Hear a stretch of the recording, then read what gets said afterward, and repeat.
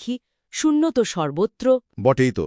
School লেভেলের বীজগণিত থেকে শুরু করে ক্যালকুলাস, ওই যে লিমিট বা ইনফিনিটির ধারণা। হ্যাঁ, ক্যালকুলাসের তো ভিত্তিই বলা যায়। সীমা, অসীম ধারণা, এগুলো শূন্য ছাড়া ভাবাই কঠিন। স্থানাঙ্কের জ্যামিতির কথাই ধরুন, গ্রাফের মূলবিন্দু তো 0,0। একদম। আর সবচেয়ে বড় বিপ্লবটা বোধহয় কম্পিউটার বিজ্ঞানে এনেছে শূন্য। শূন্যের ওই বিমূর্ত গাণিতিক ধারণাটাই আজকে ডিজিটাল বিপ্লবের পথ খুলে দিয়েছে। এটা একটা দারুণ উদাহরণ যে কিভাবে একটা অ্যাবস্ট্র্যাক্ট আইডিয়া বাস্তব প্রযুক্তিকে এতটা এগিয়ে নিয়ে যেতে পারে।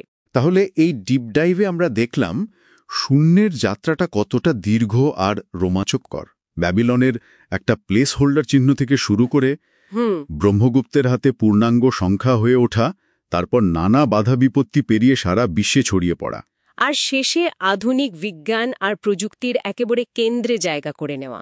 সত্যি অভাবনীয়। এখানে একটা গভীর প্রশ্ন কিন্তু মনে জাগে, তাই না? কিরকম? ভাবুন তো, গাণিতিকভাবে যেটা কিছু নার প্রতীক মানে শূন্য, সেটাই কিভাবে আমাদের বাস্তব জগৎটাকে ব্যাখ্যা করার আর নতুন কিছু তৈরি করার মানে বিজ্ঞানের প্রায় সব কিছুর মূল ভিত্তি হয়ে উঠল। এই আপাত বিরোধাভাস বা প্যারাডক্সটা কিন্তু আমাদের গণিতের প্রকৃতি, জ্ঞানের সীমা, এমনকি ওই বৌদ্ধ দর্শনের শূন্যতার ধারণার সাথেও কোথাও যেন একটা যুগসূত্র তৈরি করে। এটা আমাদের বাস্তবতার প্রকৃতি নিয়ে নতুন করে প্রশ্ন তুলতে বাধ্য করে।